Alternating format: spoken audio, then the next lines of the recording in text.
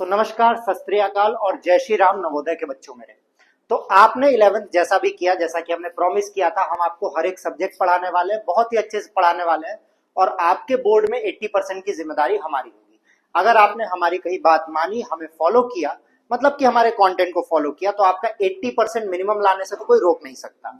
ये उन बच्चों की बात हो रही है जिनका 11 बहुत बढ़िया नहीं गया है, पर जिनका 11th बहुत बढ़िया गया है वो 90+ भी आराम से अचीव कर सकते हैं। तो आइए स्टार्ट करते हैं, शुभारंभ करते हैं आपके नवोदय बैच का 12th केमिस्ट्री के सिलेबस से, मतलब 12th केमिस्ट्री की स्टार्टिंग।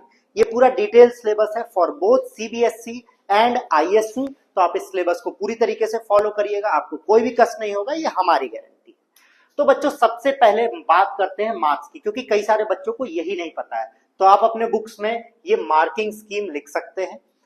सॉल्यूशन से आपका आता है बच्चों 7 marks, electrochemistry 9 marks, chemical kinetics 7 marks. इन तीन सब्जेक्ट्स को मिला के क्या बोला जाता है? इन तीन सब्जेक्ट्स को मिला के बोला जाता है बच्चों फिजिकल केमिस्ट्री। ठीक है। फिर इनऑर्गेनिक केमिस्ट्री आपका आता है बच्चों, इनऑर्गेनिक केमिस्ट्री। इनऑर्गेनिक केमिस्ट्री में आपके दो मेन चैप्टर्स हैं, डीएनएफ ब्लॉक और कोऑर्डिनेशन कंपाउंड। और फिर वन ऑफ माय फेवरेट्स और स्टूडेंट्स का, बच्चों का, हमारे दुश्मन, क्योंकि उनको डर लगता है, पर मेरी गारंटी है अगर आपने हमसे एक बार पढ़ा तो उसके बाद आपको कोई कष्ट नहीं होने वाला है। ऑर्गेनिक केमिस्ट्री बच्चों डिवाइडेड है haloalkanes, haloarenes, alcohol, phenol ether, aldehyde, ketone, carboxylic, amines and biomolecules, जिसका मार्क्स डिवीजन कुछ इस प्रकार है। तो आइए बात करते हैं एक एक चैप्टर की। सबसे पहले बच्चों चैप्टर 1 आता है सोल्यूशन, जो 3 पार्ट में डिवाइडेड होगा। आपको वीडियोस भी 3 पार्ट में मिलेंगे विथ कंटेंट।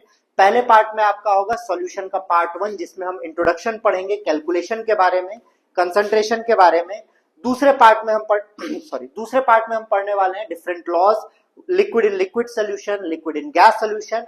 और तीसरे में हम पढ़ने वाले हैं कॉलिगेटिव प्रॉपर्टीज, जो कि यहाँ पे साफ तरीके से मेंशन्ड है बच्चों। ठीक है, आप सारी चीजें देख रहे होंगे। इसके बाद अगला चैप्टर आता है इलेक्ट्रोकेमिस्ट्री। आप सभी ने इलेक्ट्रोलाइसिस जरूर पढ़ा होगा। अब इलेक्ट्रोलाइसिस का प्रोसेस करने में कितनी एनर्जी लग रही है, किस तरीके से हो रहा है, कौन से लॉज हैं, उनको पढ़ेंगे। ये चैप्टर पूरा 2 पार्ट में डिवाइडेड होगा, इलेक्ट्रोड पोटेंशियल के बारे में, जहां हम फ्यूल सेल्स के बारे में भी पढ़ने वाले हैं, और दूसरा चैप्टर जहां पे हम फैराडेज लॉ के बारे में पढ़ेंगे। तो इन 2 पार्ट में डिवाइड करके इस पूरे चैप्टर को खत्म किया जाएगा। जैसा कि आपसे प्रॉमिस किया गया, हर टॉपिक के क्वेश्चंस होंगे, पीवाईक्यूज होंगे, 1-on-1 सेशन होगा, और अगर आप हमारी मेंबरशिप लेते हैं तो और एडिशनल कंटेंट भी आपको मिलेंगे। ठीक है। दूसरी बात हम ये आपको कहना चाह रहे हैं बच्चों कि अगर कोई बच्चा ऐसा सोच रहा है कि मेंबरशिप ना ले तो हमारा लॉस होगा, तो आपके लिए ये कंटेंट भी मोर देन एनफ है। पर अगर आप मेंबरशिप लेते हैं तो आपको एडिशनल फायदे होंगे, आपको ऑडियो बुक्स मिलेंगे, मतलब आपकी पूरी बुक की रीडिंग होगी 1 by 1, लाइन बाय लाइन, जिससे आपको आइडिया लग जाएगा। उसके साथ 1-on-1 मेंटरशिप भी प्लानिंग कर रहे हैं। फिर आगे बढ़ते हैं तो अगला चैप्टर आता है केमिकल काइनेटिक्स। केमिकल काइनेटिक्स बच्चों बात करता है कि किसी भी रिएक्शन का स्पीड कितना है, कैसे इफेक्ट होगा, फास्ट है, स्लो है, मीडियम है, इसकी बात करेंगे। इसके बाद आपका जो आता है इनऑर्गेनिक केमिस्ट्री, डीएनएफ ब्लॉक। आपको नाम से पता चल रहा होगा, यहाँ पे डी ब्लॉक के elements as well as f block के सारे एलिमेंट्स के बारे में पढ़ेंगे, सबकी प्रॉपर्टीज पढ़ेंगे, कुछ कंपाउंड्स भी पढ़ेंगे डीएनएफ ब्लॉक के, और बाकी कोई नई कहानी इसमें हमें नहीं पढ़नी होगी। फिर आता है कोऑर्डिनेशन कंपाउंड्स। ये one of the important chapter है। इसमें 2 टॉपिक्स है बच्चों, वीबीटी एंड सीएफटी, जो आपके 11th के केमिकल बॉन्डिंग के हैं। कोई घबराने वाली बात नहीं। अगर आपको नहीं समझ में आया है, हम आपके साथ हैं, आपको समझाने की जिम्मेदारी हमारी होगी, घबराइएगा बिल्कुल भी नहीं।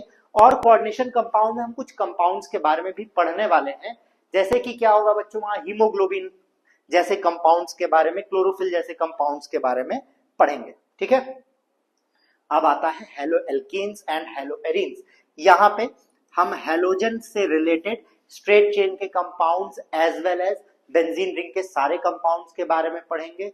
कोई भी प्रॉपर्टीज नहीं छोड़ी जाएगी। अगर आप 11th में ऑर्गेनिक से डरते थे तो मेरी गारंटी है इस साल तो नहीं डरेंगे। एक एक चीजें बताई जाएंगी, बारीकी से बताई जाएंगी। इनमें सबकी फिजिकल प्रॉपर्टीज, केमिकल प्रॉपर्टीज और प्रिपरेशन, मतलब पहले प्रिपरेशन पढ़ेंगे सारे ऑर्गेनिक्स में, प्रिपरेशन, फिर फिजिकल प्रॉपर्टीज, और फिर हम पढ़ेंगे केमिकल प्रॉपर्टीज। ठीक, don't fear, I am here. फिर वैसे ही अल्कोहल फिनोल ईथर में अल्कोहल फिनोल के फंक्शनल ग्रुप OH होंगे, यहाँ पे भी preparation, physical properties and then chemical properties, और ईथर का फंक्शनल ग्रुप होगा O। इसके बाद अगला आता है बेटा एल्डिहाइड कीटोन कार्बोक्सिलिक, सेम चीजें यहाँ भी, preparation, physical properties and chemical properties. Aldehyde का फंक्शनल ग्रुप आपको ये देखने को मिलेगा, कीटोन में कुछ ऐसा दिखेगा और कार्बोक्सिलिक एसिड में कुछ ऐसा दिखने वाला है। ठीक, इसके बाद आता है बच्चों अमीन्स। अमीन्स में फंक्शनल ग्रुप आपका हो जाएगा NH2। यहां भी आप पढ़ेंगे preparation, physical properties and chemical properties. फिर एक चैप्टर आता है बायोमोलिक्यूल्स। ये चैप्टर क्लास 11th में बायोलॉजी के बच्चों ने जरूर पढ़ रखा होगा, तो उनको थोड़ी सी आसानी होगी, पर घबराने की बात नहीं है। अगर आप मैथ से थे और आपने नहीं पढ़ा है, मेरी जिम्मेदारी होगी। एंड लास्ट यही चैप्टर आपका होगा, और इन 10 चैप्टर के साथ पूरी केमिस्ट्री हम खत्म कर देंगे विथ क्वेश्चंस। कुछ भी नहीं छोड़ा जाएगा, कोई भी टॉपिक, कोई भी कॉन्सेप्ट नहीं छोड़ा जाएगा, और हम जैसा बता देंगे कोई नहीं बता पाएगा, because we are the best on YouTube. तो मिलते हैं बच्चों आपसे वीडियो में चैप्टर 1 के साथ, तब तक के लिए जय श्री राम, बाय बाय।